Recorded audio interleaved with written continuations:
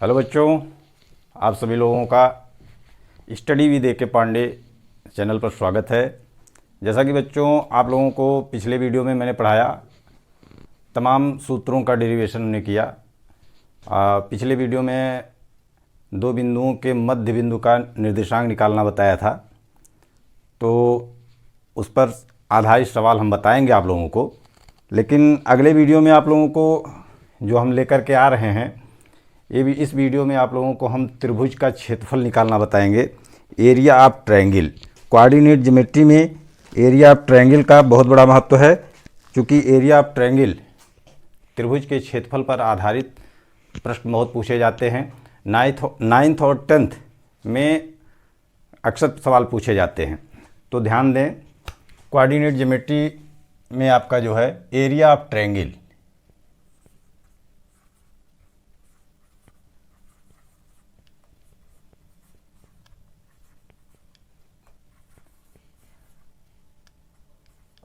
Area of triangle त्रिभुज का क्षेत्रफल।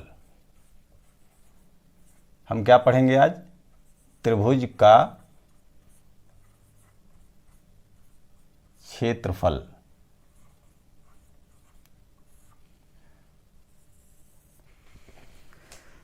आप लोग जानते हैं त्रिभुज किन किन बिंदुओं से बनता है, कैसे बनता है, ये निचली कक्षाओं में आप पढ़ चुके हैं। त्रिभुज में 3 भुजाएं होती हैं, 3 शीर्ष होते हैं, 3 कोण होते हैं। तो कोई भी त्रिभुज हो, किसी भी त्रिभुज का क्षेत्रफल अगर निकालना है तो कोऑर्डिनेट ज्योमेट्री की सहायता से हम निकाल सकते हैं। यदि त्रिभुज के तीनों शीर्षों के निर्देशांक हमें पता हों तो उस त्रिभुज का क्षेत्रफल आसानी से निकाला जा सकता है। कैसे निकालेंगे आप लोग समझें कि अगर क्वाड्रेंट में मान के चलते हैं, ये आप एक्स अक्ष और वाई अक्ष ले लें। यहाँ न लेकर के थोड़ा सा इधर देखते हैं।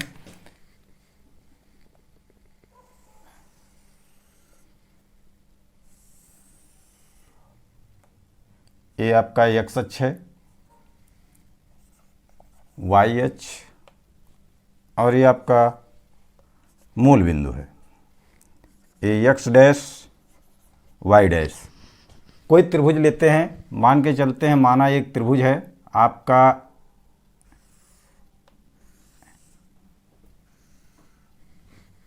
ABC। त्रिभुज क्या है? ABC। त्रिभुज के शीर्ष एक का निर्देशांक ले लेते हैं x1, y1। त्रिभुज के शीर्ष B का निर्देशांक ले लेते हैं x2, y2। और त्रिभुज के शीर्ष C का निर्देशांक ले लेते हैं x3, y3। अगर ऐसे किसी त्रिभुज के शीर्षों का निर्देशांक हमें पता हो तो उस त्रिभुज का क्षेत्रफल हम निकाल सकते हैं। तो उस त्रिभुज का क्षेत्रफल निकालने के लिए हम सूत्र का डेरिवेशन कर रहे हैं। आप लोग ध्यान से देखें। इसमें आप लोग जानते हैं कि x1 और y1, x मूल बिंदु से x अक्ष पर x1 दूरी को प्रदर्शित करता है और y1 दूरी y अक्ष पर दूरी को प्रदर्शित करता है। ये तो आप जानते हैं। तो इसको आप शॉर्टकट में जान लीजिए, इस तरीके से नाम दे दीजिए AM। ये आपका x1 हो गया।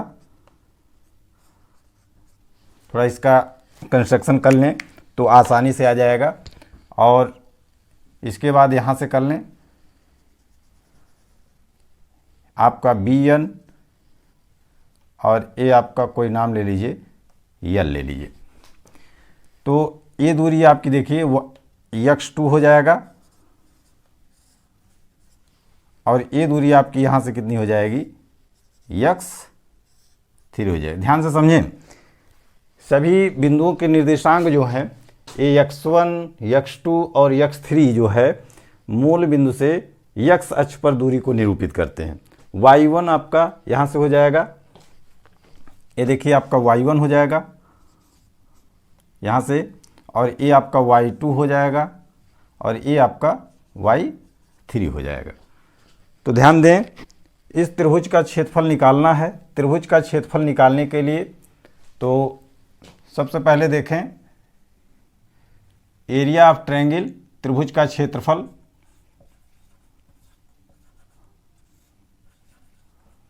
त्रिभुज का क्षेत्रफल। त्रिभुज का क्षेत्रफल कैसे निकलेगा? आप जानते हैं शॉर्टकट में, एक आपको निचली कक्षाओं में पढ़े होंगे, 1/2 आधार गुणे लंब। लेकिन यहाँ देखिए आधार इसका इस तरीके से पता नहीं है, हम आधार निकालें कैसे? ठीक है, आधार इसका अगर लेंगे तो आधार कहाँ से होगा? जिस पर लंब होता है, जिस भुजा पर लंब होती है वही आधार होता है। तो कंस्ट्रक्शन हमें इस रूप में नहीं मिल पा रहा है, तो त्रिभुज का क्षेत्रफल निकालने के लिए इस फार्मूले का उपयोग यहाँ ना करें करके देखेंगे हम कैसे निकालेंगे। एक देखिए ये कौन सी आकृति है, पहले आप ये देखो, ये आप लोग इस स्पेस को आप जानते होंगे, ABCD, इसको हम कहते हैं क्या? समलंब। क्या कहते हैं? समलंब बोलते हैं, इंग्लिश में बोलते हैं ट्रापेजियम। ट्रापेजियम। तो ये आपका देखिए इसका क्षेत्रफल क्या होता है, इसका एरिया ऑफ ट्रापेजियम आपका हो जाएगा। तो देखें ABCD एरिया, मान के चलिए ABCD एरिया, ABCD अगर इसके अकॉर्डिंग हम देखें तो 1/2, आप जानते होंगे किसी समलंब का क्षेत्रफल जो होता है, दो समांतर भुजाओं, समलंब में क्या होते हैं? आमने सामने की दो भुजा समांतर होती है, समांतर भुजाओं का योग 1/2 गुणे समांतर भुजाओं का योग। तो ये आपका AB धन क्या हो गया? DC और गुणे उनके बीच की लंबवत दूरी। ये देखिए लंबवत दूरी यहाँ से कर दो चाहे यहाँ से कर दो, कोई आप मान लो DM हो गया, CN हो गया, कोई भी यहाँ पे नाम ले लो, तो आप DM लिखो चाहे CN लिख लो। तो इनके बीच की लंबवत दूरी, यही इसका फार्मूला है। यहाँ देखें इस फिगर में आपका एक फिगर ये देखें, ध्यान से देखें, A, M, N और B। इस फिगर में टोटल फिगर देखें, अगर यहाँ से देखें B, A, M, N, L, C, आपका B, एक आपका क्लोज फिगर बन रहा है। तो यहाँ से अगर केवल इतना फिगर देखें, ये आपका A1 ले लें या पूरा ऐसे देखें, A, M, N, B, ये एक समलंब बन रहा। चूँकि देखें ये समांतर है, इसके समांतर कौन सी रेखा जा रही? AM समांतर किसके हो रही? आपका BN के। तो और ये देखिए समांतर नहीं है। तो जब ऐसे आकृति जिसमें दो भुजाएं आपस सामने आमने सामने की जो होती हैं क्या होती है? समांतर होती हैं, और दो भुजाएं जो होती हैं समांतर नहीं होती है, तो उस आकृति को हम क्या कहते हैं? समलंब कहते हैं। ये आप लोग जानते होंगे। तो इस यहाँ पे देखें, अगर इस त्रिभुज का क्षेत्रफल निकालें तो यहाँ से हम देखें, सबसे पहले क्षेत्रफल आपका क्या हो जाएगा? चलिए हिंदी में लिखते हैं, क्षेत्रफल आपका हो जाएगा समलंब, समलंब समलंब नाम दे दें AMNB, नाम दे दें यहाँ पे AMNB का क्षेत्रफल प्लस, देखें यहाँ से इतना हो जाएगा। दूसरा समलंब ये भी बन रहा है, ये समांतर इसके है, तो यहाँ पे भी लिखें प्लस समलंब, समलंब या ट्रापेजियम कहें, समलंब कहें या ट्रापेजियम कहें, बात एक ही है। समलंब हम लिख रहे हैं, ट्रापेजियम आपका हो जाएगा BNLC, BNLC का क्षेत्रफल। ठीक है, अब इतने क्षेत्र हमको क्या चाहिए? ध्यान से देखें, इस क्षेत्रफल में टोटल आपका, थोड़ा सा इसको क्लोज कर दे रहे हैं, यहाँ से ये क्षेत्रफल पूरा हो गया, ये इतना हो गया, और ये टोटल क्षेत्रफल इसमें जुड़ रहा है। देखिए इस समलंब का क्षेत्रफल जुड़ रहा है। अब इसमें से अगर हम ये जो क्रॉस कर रहे हैं, देखिए ये क्षेत्रफल हमारा निकल जाए, ये क्षेत्रफल इतना निकल जाए, तो ये त्रिभुज का क्षेत्रफल बचेगा। ये क्रॉस वाला क्षेत्रफल अगर हम निकाल लेते हैं तो त्रिभुज का क्षेत्रफल बचेगा। तो क्या करेंगे? ये भी देखिए समलंब है, समलंब कैसे? ये समांतर इसके है, ये वाला आपका AM समांतर किसके जा रहा है? CL के। चूँकि यहाँ ये क्या है? परपेंडिकुलर है, सब क्या है? परपेंडिकुलर परपेंडिकुलर हैं। तो अब इसमें से हम माइनस करेंगे। माइनस क्या करेंगे? समलंब, समलंब देखें AMLC, AMLC का क्षेत्रफल। अब देखें समलंब का क्षेत्रफल का सूत्र हम बता चुके हैं।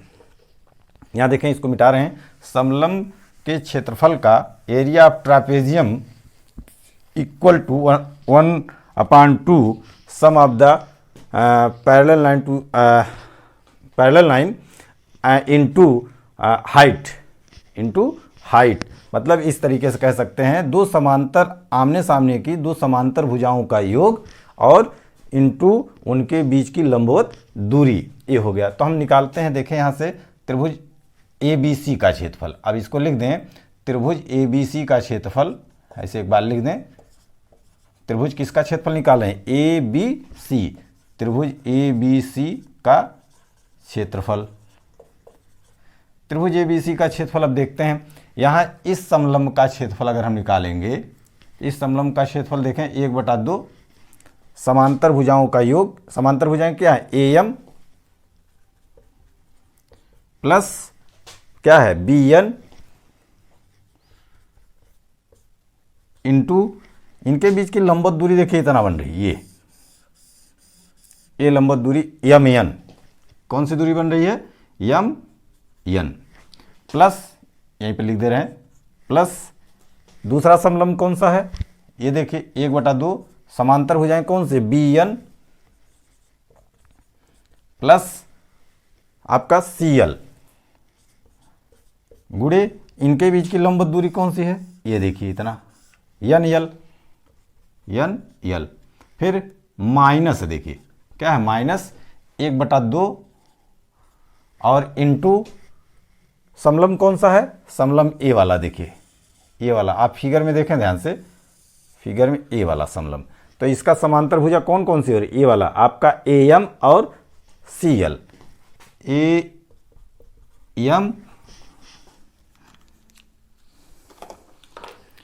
AM प्लस CL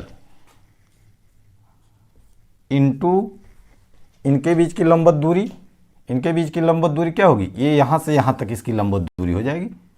ये आपका परपेंडिकुलर है, देखो जहाँ परपेंडिकुलर होगा वही तो लंबवत दूरी होगी। तो आपका ML हो जाएगा। कितना हो जाएगा? यहाँ लिख दे रहे हैं ML। इसको मिटा दें। अब आपका एरिया निकल गया। अब आपका जो है त्रिभुज ABC का एरिया हमको चाहिए था, त्रिभुज ABC का एरिया हमको चाहिए, तो निकल गया। देखिए कैसे? अब इसी पे हम मान रख दें, आसानी से एरिया ऑफ ट्रायंगल निकल जाएगा।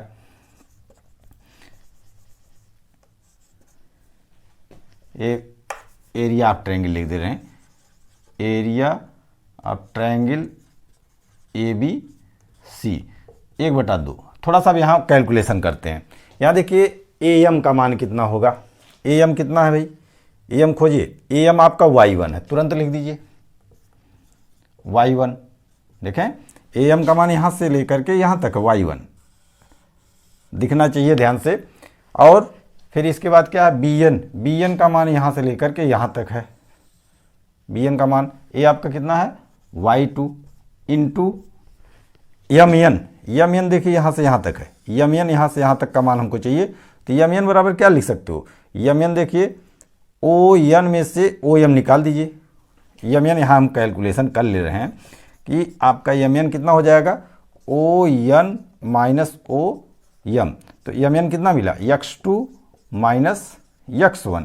तो यहाँ लिख दें इंटू x2 माइनस x1। ठीक है, x2 माइनस x1। और फिर इसके बाद देखें दूसरा प्लस 1/2 प्लस क्या है? BN कितना है?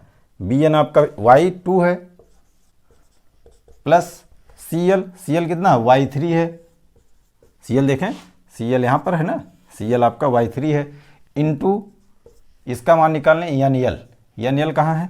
NL यहाँ देखिए, NL का मान ये निकालेंगे कैसे? यहाँ निकालते हैं।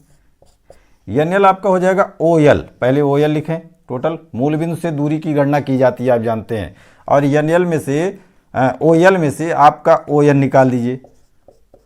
ओ एन, ओ एल में आपका कितना, x3 माइनस x2, यहाँ लिख दें x3 माइनस x2।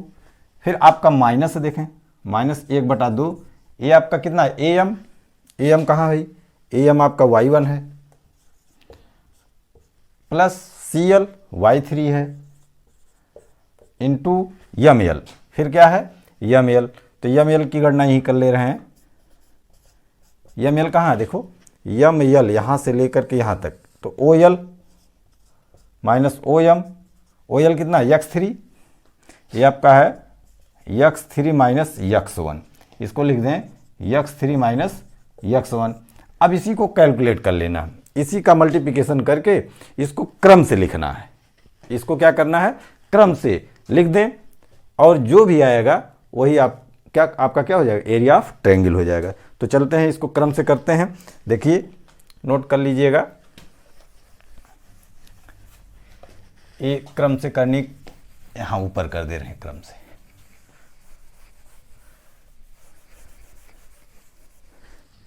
देखिए area of triangle A B C equal to 1/2।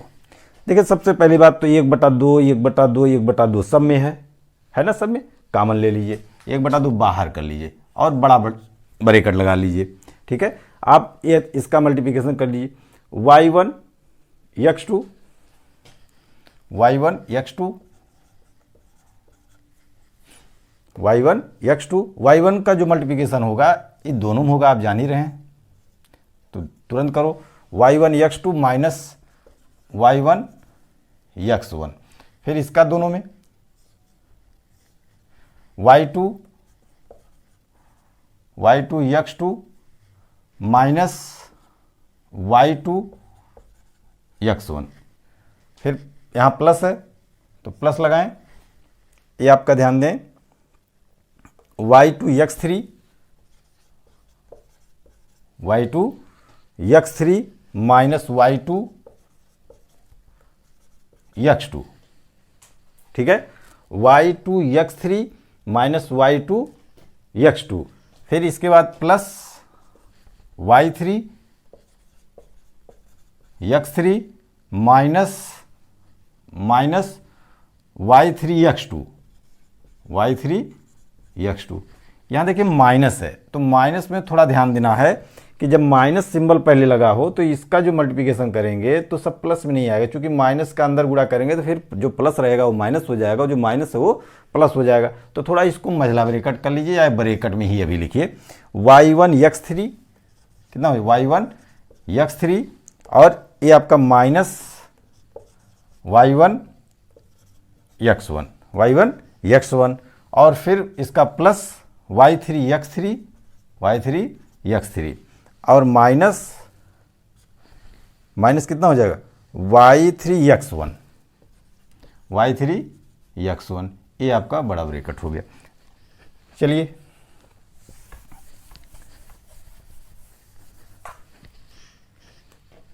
Area of triangle half, इसको एक बार और लिखेंगे, लिखना ही पड़ेगा क्योंकि इस ब्रैकेट को हमें तोड़ना है, तो लिखना ही पड़ेगा। एक बार लिख देते हैं y1 x2, देखिएगा कहीं गड़बड़ ना होने पाए, कुछ y1 x1 ये सब गड़बड़ हो जाएगा तो फिर जोड़ा बनाने में दिक्कत आएगी, कहीं पे गलत नहीं होना चाहिए। आप ध्यान से देखें, हम भी ध्यान से कर ही रहे हैं। y1 x2 minus y1 x1 plus y2 x2 minus y2 x1, और plus y2 x3 minus y2 x2 plus y3 x3 minus y3 x2। यहाँ तक हो गया आपका। फिर इसके बाद माइनस से हम मल्टीप्लिकेशन करेंगे, आप जानते हैं जो प्लस वो माइनस हो जाएगा, माइनस y1 x3, माइनस का माइनस में प्लस हो जाएगा, मल्टीप्लिकेशन माइनस का माइनस प्लस होता है, तो y1 x1 प्लस का माइनस में माइनस हो जाएगा, y3 x3 माइनस का माइनस में प्लस y3 x1। अब देखें कितने स्टेप्स हैं, पहले स्टेप्स गिन लें। 1 2 3 4 5 6 7 8 9 10 11 12। इसका मतलब इसमें सम स्टेप्स हैं। 12 है तो 12 का मतलब क्या हुआ, सम स्टेप्स हैं। तो दो दो का जोड़ा हम बनाएं, दो दो का जोड़ा बना लें। 1/2 क्या करें, x1 वाला पार्ट एक सीरियल क्रम से लेते हैं। क्रम से अगर लेंगे तो ठीक रहेगा। देखें x1 यहाँ मिल रहा है और देखें x1 कहाँ है, x1 यहाँ है, ये भी आपका x1 है। और x1 कहाँ है, ये x1 देखिए, x1 यहाँ, x1 यहाँ है। तो अगर x1 आप लेते हैं तो x1 के लिए अगर हम करते हैं तो x1 कॉमन ले लें। तो x1 अगर कॉमन लेंगे तो क्या मिलेगा, x1 कॉमन लेते हैं, देखें क्या मिलेगा यहाँ से, x1 y1, ये देखिए कट रहा पार्ट, देखिए माइनस और प्लस क्या हो गया, कट गया, ये तो पार्ट कट गया। और x3 y3 देखिए कट जाएगा, हाँ x3 y3 भी देखिए प्लस माइनस कट गया, ये भी कट गया। x2 y2 देखिए, x2 y2 ये भी देखिए कट रहा है, जो कट रहा है उसको काट दीजिए, x2 y2 प्लस माइनस ये भी कट गया। अब देखिए x1 वाला पार्ट उठाइए, x1 वाला पार्ट कहाँ है, यहाँ है, देखिए एक बच रहा है और एक यहाँ बच रहा है, देखिए ये चीज़। तो x1 कॉमन ले लीजिए, x1 जब कॉमन ले लेंगे तो क्या बचेगा, y3 प्लस होगा और माइनस y2 होगा, y3 माइनस y2। देखिए क्रम से मिल रहा है, x1 यहाँ पे है तो x1 के बाद y3 माइनस y2, फिर इसके बाद x2 ले लीजिए। x2 कहाँ देखिए, यहाँ है, x2 यहाँ है, और x2 कहाँ देखें, x2 देखिए यहाँ। तो x2 कॉमन ले लीजिए, x2 अगर यहाँ से कॉमन लेंगे, x2 कॉमन हो गया तो यहाँ क्या बचा, y1 माइनस यहाँ क्या बचा, y3। फिर इसके बाद प्लस x3 कहाँ है, x3 देखिए यहाँ पर है और x3 देखिए यहाँ पे, x3 कॉमन ले लीजिए, कितना बचा, y2 माइनस y1, कितना बचा, y2 माइनस y1। ये आपका एरिया ऑफ ट्रायंगल ABC, ठीक है।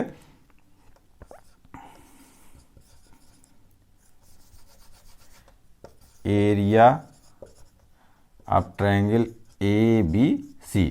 देखिए थोड़ा ध्यान दें, x1 पहला जो आपका यहाँ पे स्टेप मिल रहा है, x1 के बाद ब्रैकेट में क्या मिला, y3 और y2। यहाँ ध्यान दें 1 2 और 3 एक क्रम से चल रहा है। x1 यहाँ है, x1 के बाद क्या आया, x2 आया, x2 के बाद क्या आया, x3 आया। इस सीरियल क्रम से चल रहा है। अब लेकिन अंदर ब्रैकेट के अंदर देखिए, अगर पहला जो आपका याद है आपको, अगर ये वाला पार्ट याद कर लिया तो आगे का पार्ट सीरियल क्रम में चलता रहेगा, ठीक है। तो y3 के बाद क्या है, y2 है, y3 के बाद यहाँ पे देखो y2, ये याद रखना है। इसके बाद दूसरे वाले स्टेप में आपको याद नहीं रखना है। y3 के बाद क्या आ जाएगा, y3 के बाद y1। पहला वाला तो याद रखना पड़ेगा आपको, y3 minus y2, x1 in bracket y3 minus y2। तो y3 के बाद फिर क्या आएगा, y1, देखो y1 यहाँ पे आया है। फिर y2, यहाँ पे y2 है, y2 के बाद क्या हो जाएगा, y2 के बाद फिर आपका हो जाएगा y3, ये देखिए 2 के बाद 3, फिर यहाँ पे इसके अनुसार चलेंगे। अब इसके अनुसार ये वाला बनेगा, यहाँ y1 है तो y1 के बाद क्या आएगा, y2 आएगा। देखिए y1 के बाद 1 के बाद 2, ठीक है, और 3 के बाद फिर क्या आएगा, 3 के बाद फिर 1 आएगा। ये आपका हो गया एरिया ऑफ ट्रायंगल। ये आपका क्या हो गया, किसी भी त्रिभुज का क्षेत्रफल ज्ञात करने का geometric solution formula, geometric formula है, ठीक है। इसको याद रखें, ठीक है। इस फार्मूले को आप लोग जानें, और भी प्रकार से लिख सकते हैं। एक बार पुनः इस फार्मूले को देखें, एरिया ऑफ ट्रायंगल ABC या कोई भी ट्रायंगल आप ले लीजिए, उस ट्रायंगल का फार्मूला होता है 1/2 ब्रैकेट में x1 y3 minus y2 plus x2 in bracket y1 minus y3 plus x3 y2 minus y1। ये त्रिभुज का क्षेत्रफल निकालने का फार्मूला है। इसी फार्मूले को थोड़ा सा और मॉडिफाइड करते हैं। मान के चलिए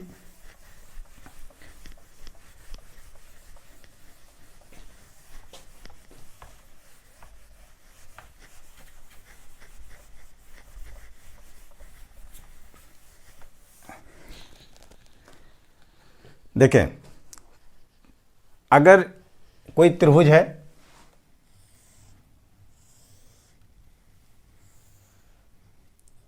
ए बी सी, इसका निर्देशांक x1, इसका y1 और इसका है x2 और इसका है y2 और ये आपका x3 और y3। ध्यान दें, इस x1, y1, x2, y2, x3, y3 ये क्या है? Coordinate point of A triangle.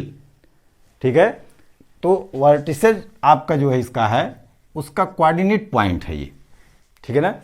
अब इन कोऑर्डिनेट, इस ट्रायंगल का एरिया निकालने के लिए इन कोऑर्डिनेट की मदद से, इन पॉइंटों की मदद से हम एरिया निकालेंगे। तो एरिया निकालने के लिए एक चीज़ याद रखें, सबसे पहले अगर इसको हम एंटी क्लॉकवाइज लेते हैं,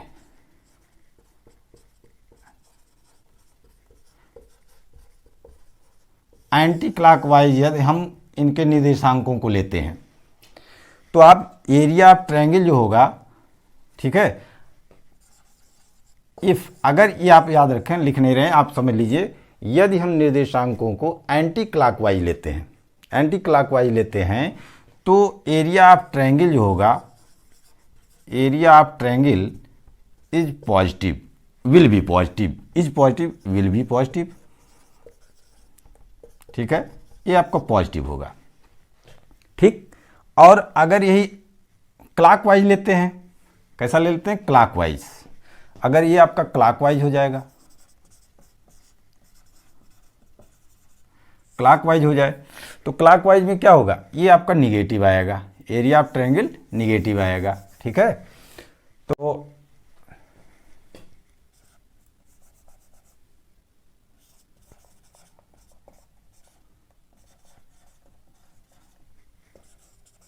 इन क्लॉकवाइज, क्लॉकवाइज में area of triangle, area of triangle,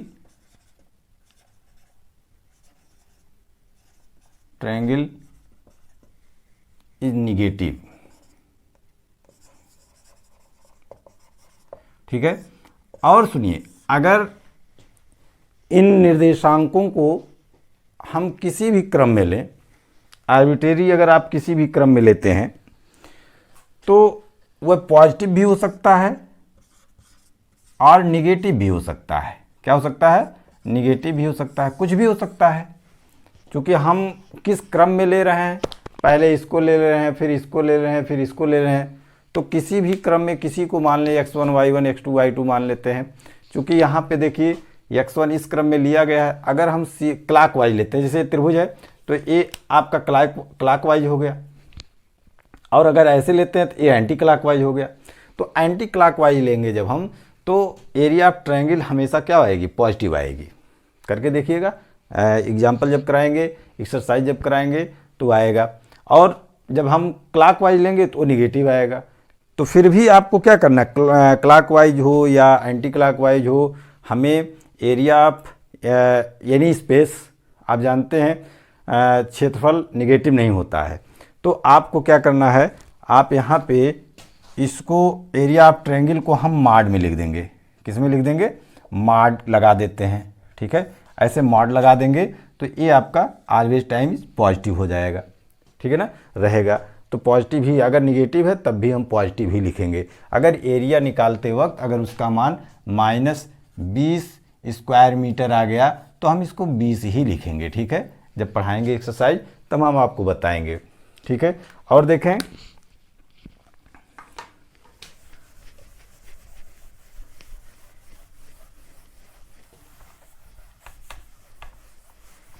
area of polygon, ये तो त्रिभुज था। एरिया ऑफ पॉलीगॉन अगर हम देखते हैं, बहुभुज का क्षेत्रफल, जिसको हम क्या कहते हैं? बहुभुज का क्षेत्रफल, बहुभुज का क्षेत्रफल। बहुभुज के क्षेत्रफल में मान लीजिए, माना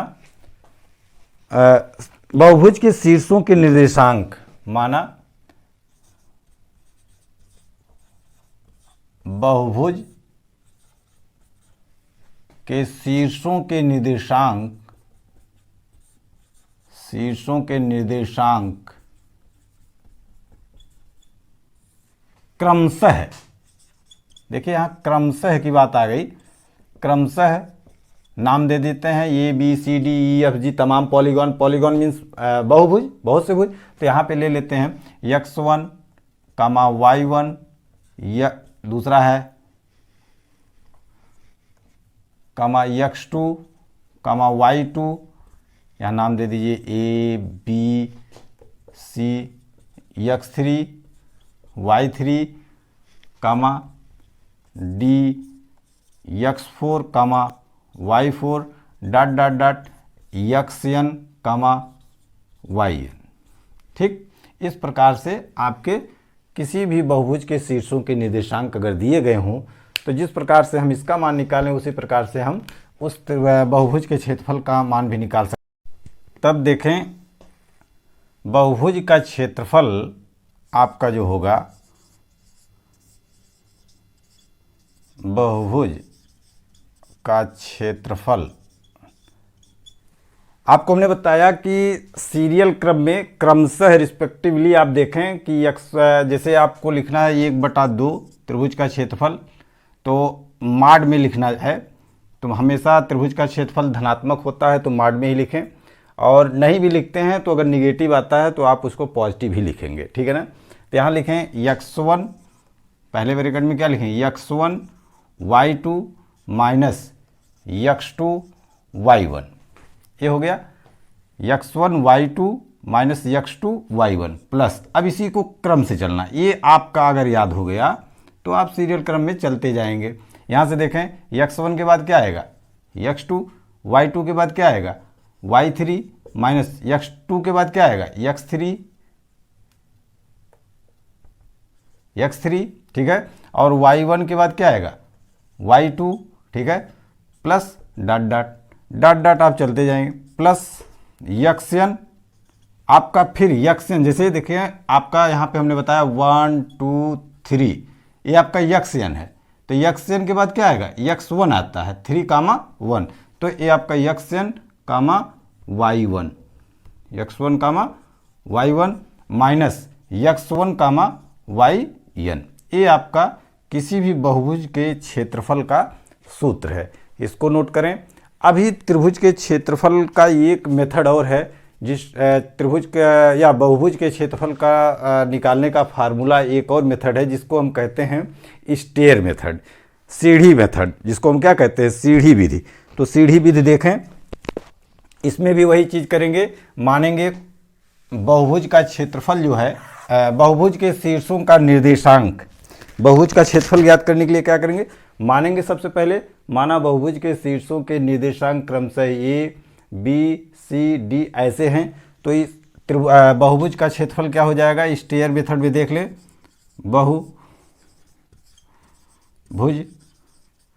का क्षेत्रफल, ये आपका एक स्टेयर बनाएंगे 1/2, ऐसे स्टेयर बना ले, सीढ़ी तो जानते हैं इसी प्रकार से होती है। आप सबसे पहले x1 के कोऑर्डिनेट जो होंगे, x1 बिंदु के सब लिख लें, x1 x2 x3 dot dot dot dot आप यहाँ तक लिखें xn, फिर लास्ट में xn के बाद देखो xn तो लिखेंगे, xn के बाद फिर x1 भी लिखेंगे, फिर क्रम से वही लिखेंगे, इतना आपको याद होना चाहिए। फिर वही चीज़ y1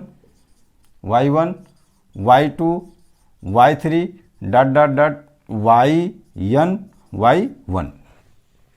इस त्रिभुज का क्षेत्रफल आप निकालेंगे, बहुभुज का, यहाँ पे बहुभुज का क्षेत्रफल आप निकालें 1/2, देखें यहाँ से आप एक एरो बनाइए, ये यहाँ देखें x1 y2, ये अपर वाला जो होगा ये आपका प्लस होगा और नीचे से माइनस होगा। अभी आपने देखा जो बना है इसके अकॉर्डिंग 1/2 x1 y2, क्या देखें x1 y2 मिल रहा है, x1 y2 minus x2 y1, ये आपका मिला था, ये आपका मिला था। तो एकदम ये आप जाने कि ऊपर वाला जो आपका होगा ये आपका प्लस होगा गुणा, इसी प्रकार से देखें, ठीक है। इसी प्रकार से आगे ये भी हो जाएगा, और नीचे से जब ऊपर की तरफ हम गुणा करेंगे तो ये वाला उसमें से माइनस होता जाएगा, इसी प्रकार से सब होता जाएगा। देखें ये आपका स्टेयर हो जाएगा, यहाँ जो होगा इससे गुणा करेगा। तो इस प्रकार से देखें x1 y2 minus x2 y1 इसका गुणा हो गया।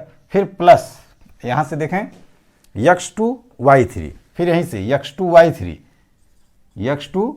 y3 माइनस x3 y2 ठीक से लिखें इसको,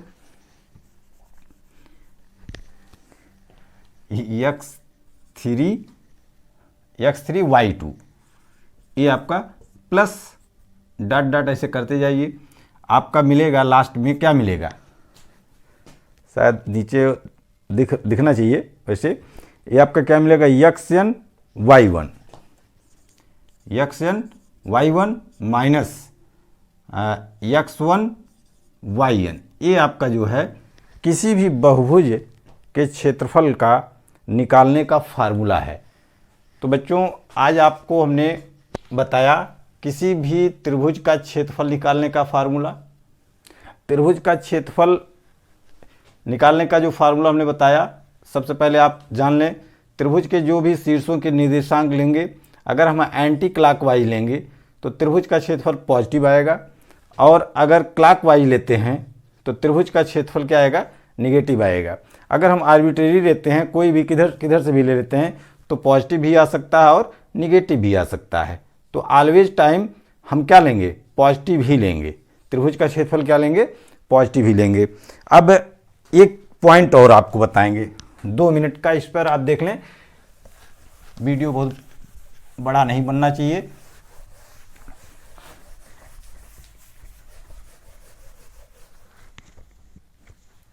ध्यान दें, अगर कोई 3 बिंदु, अगर त्रिभुज के तीनों शीर्ष एक रेखा में हो, जिसको हम कोलिनियर कहते हैं, त्रिभुज के तीनों शीर्ष अगर ए बी सी, अगर A B C point A B C देखें बहुत छोटा सा है, त्रिभुज के तीनों शीर्ष, अगर कोई त्रिभुज है, त्रिभुज के तीनों शीर्ष कौन कौन से थे, x1 y1 x2 और y2 और x3 और y3, ये तीनों एक सीध में हो, दैट इज कोलिनियर।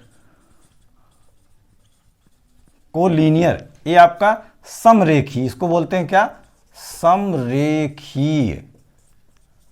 समरेखी, अगर ये समरेखी है तो आप देखो, खुद देखो, क्या ये त्रिभुज बन रहा है, नहीं बन रहा है। अगर ये त्रिभुज नहीं बन रहा है तो क्या ये कोई क्षेत्रफल बना रहा है, नहीं, ये तो एक सीधी लाइन हो जा रही है इस तरीके से। अगर एक सीधी रेखा बन रहा है तो एक सीधी रेखा हो जा रही है, इससे कोई त्रिभुज बन ही नहीं रहा। और एरिया देखिए, अगर एरिया है तो कुछ ना कुछ ये आपका बनना चाहिए। तो इसका मतलब क्या हो, अगर ये कोलिनियर है तो उस दशा में हम कह सकते हैं, यदि, क्या कहेंगे, यदि त्रिभुज के तीनों शीर्ष, यदि त्रिभुज के तीनों शीर्ष समरेखी हों, समरेखी हों, तब उस दशा में, उस दशा में त्रिभुज, जो भी त्रिभुज हो, त्रिभुज का क्षेत्रफल क्या होता है, शून्य होता है। क्या होता है, त्रिभुज का क्षेत्रफल शून्य होता है। तो इस प्रकार से हम कोलिनियर की दशा में अगर कहा जाए, कोई सवाल कहा जाए कि